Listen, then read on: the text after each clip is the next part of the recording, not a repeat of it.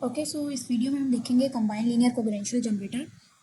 First video में हमने देखा था कि रैंडम नंबर जनरेट करने के जो 3 टेक्निक्स हैं, जिसमें से हमने एलसीएम को समझ लिया था। अब सेकंड है हमारे पास कंबाइंड लीनियर कोवेरिएंशियल जनरेटर।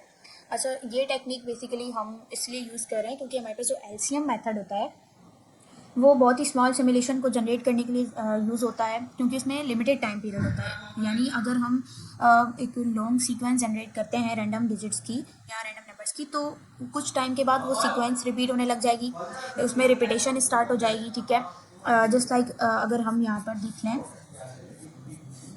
हाँ जस्ट लाइक यहाँ पर एक एग्जाम्पल है। इसमें क्या हो रहा है कि हम लोग देख रहे हैं कि कुछ रैंडम नंबर जनरेट करने के बाद ये सीक्वेंस खुद को रिपीट करी, जैसे कि यहाँ पर इस 16 के बाद जो है दोबारा से रिपीट हो रही है। ठीक है, यहाँ पर इस 8 नंबर के बाद खुद को दोबारा से ये सीक्वेंस रिपीट करी, तो यहाँ पे बहुत शॉर्ट टाइम पीरियड होता है, लिमिटेड पीरियड होता है।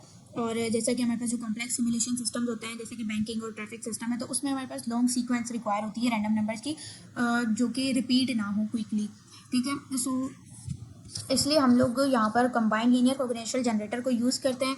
तो ये रीज़न था कि एक लॉन्ग पीरियड जनरेट करने के लिए जो लॉन्गर सीक्वेंस और बेटर सीक्वेंस हो, तो उसके लिए हम लोग इसे यूज़ कर रहे होते हैं। ठीक है, तो अब हम लोग इसका सिंपल फार्मूला ये यहाँ पर गिवन है, हम लोग देखते हैं कि एग्जाम्पल को लेकर इसको कैसे सॉल्व करना है। तो यहाँ पर बेसिकली ये इसका फार्मूला गिवन है हमारे पास। ठीक है, सिंपल हमारे पास यहाँ पे xi,1 और xi,2 हम इनको माइनस करें और हम देखते हैं कि हम इसको कैसे सॉल्व करेंगे, या ये हमें जो है ना वो कैसे फाइंड करना है। तो सिंपल हमारे पास क्या होगा, यहाँ पर हमारे पास वैल्यूज़ गिवन होंगी, पैरामीटर्स गिवन होंगे a1 और m1 और x0। इसकी वैल्यू गिवन होगी फॉर जनरेटिंग रैंडम डिजिट 1। ठीक है, जनरेटर 1 के लिए हमारे पास ये कुछ वैल्यूज़ होंगी और जनरेटर 2 के लिए ये वैल्यूज़ होंगी, और सिंपल हम लोग वही फार्मूला यूज़ करेंगे जो हमने एलसीएम यानी कि इसके लिए यूज़ किया था। ठीक है, अब सिंपल हम लोग स्टेप 2 में क्या कर रहे हैं, हम जनरेटर 1 और जनरेटर 2 ये जनरेट करवा रहे हैं, number 1 and 2 using these values. ठीक है, और ये हमारे पास फार्मूला होगा। अब इस फार्मूले में हमने ये वैल्यूज़ पुट कर दी। ए की वैल्यू हमारे पास 5 है, ठीक है, और एक्स की वैल्यू हमारे पास गिवन है 3, और मॉड हमने लेना है यहाँ पे 16, एम की वैल्यू 16। जब हम इसको सॉल्व करेंगे तो जनरेटर 1 इसकी वैल्यू हमारे पास आ रही है 15। इसी तरह से जनरेटर 2 को सॉल्व करने के लिए ये हमारे पास वैल्यूज़ गिवन होंगी और यही फार्मूला हम लोगों ने यूज़ करना है। तो इसको सॉल्व करेंगे तो इसका आंसर आ रहा है हमारे पास 6। ठीक है, नाउ अब हम अपना जो फार्मूला था इसके अंदर x1 और x2 की वैल्यू हम लोगों ने फाइंड कर ली है, जनरेटर 1 एंड जनरेटर 2। हम इस फार्मूले में इस वैल्यूज़ को पुट करेंगे। ठीक है, स्टेप नंबर 3 में हम क्या करेंगे, इस फार्मूले में वैल्यूज़ को पुट कर रहे हैं। ठीक है, जो i,1 इसकी वैल्यू जो कि जनरेटर 1 है, इसकी वैल्यू हमारे पास आई है 15, और अच्छा, और xi,2 इसकी वैल्यू हमारे पास यहाँ पर आई है 6। ठीक है, तो इसको हम लोगों ने पुट कर दिया 15 माइनस 6 और मॉड m1 माइनस 1। ठीक है, तो ये फार्मूला m1 की वैल्यू हमारे पास कितनी गिवन है, 16 गिवन है यहाँ पर, तो हम लोगों ने पुट कर दी 16 माइनस 1। ठीक है, 15 माइनस 6 किया तो 9, और मॉड 15 करें हम लोग 16 माइनस 1 तो 15 हो गया, मॉड 15। तो ये सॉल्व करेंगे, हमारे पास वैल्यू आ रही है 9। अब R1 जनरेट करने का क्या फार्मूला है जो यहाँ पे गिवन है कि WI जो वैल्यू मतलब हमें मिलेगी, यानी कि W1। ठीक है, तो उसको हमने डिवाइड कर देना मॉड 1 के साथ, m1 के साथ। तो W1 हमारे पास क्या आया, 9 आया है, और m1 की वैल्यू 16 है हमारे पास। इसको हम डिवाइड करेंगे तो सिंपल R1 की वैल्यू हमें यहाँ पे मिल जाएगी।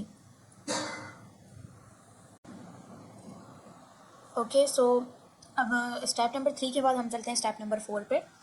यहाँ पर हम लोगों ने R1 की वैल्यू को कैलकुलेट कर लिया। अब इसी तरीके से हम लोग फर्दर मूव करेंगे नेक्स्ट सीक्वेंस की तरफ। R2 को हम लोगों ने कैलकुलेट करना है, और इसी तरह से हम सिंपल वही करेंगे कि पहले हम लोगों ने जनरेटर 1 की वैल्यू जनरेट करवानी है, और फिर जो है जनरेटर 2 की वैल्यू जनरेट करवानी है हमने।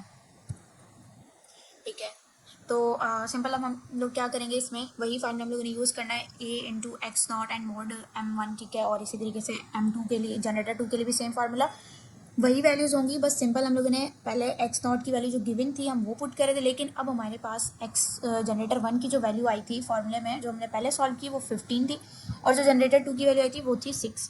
तो हम यहाँ पे x की जगह वो वैल्यूज़ पुट कर देंगे, x1, और यहाँ पे भी x1 की वैल्यू। ठीक है, और इसको सॉल्व करेंगे। इसी तरह से जनरेटर 1 हमारे पास ये जो अब न्यू वैल्यूज़ मिलेंगी 11 एंड 2।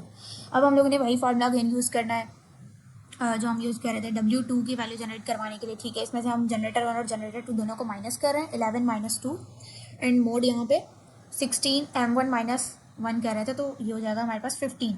ठीक है, which is equals to 11 minus 2 equals to 9, and mod 15, ये हमारे पास आ जाएगा 9 हो जाएगा।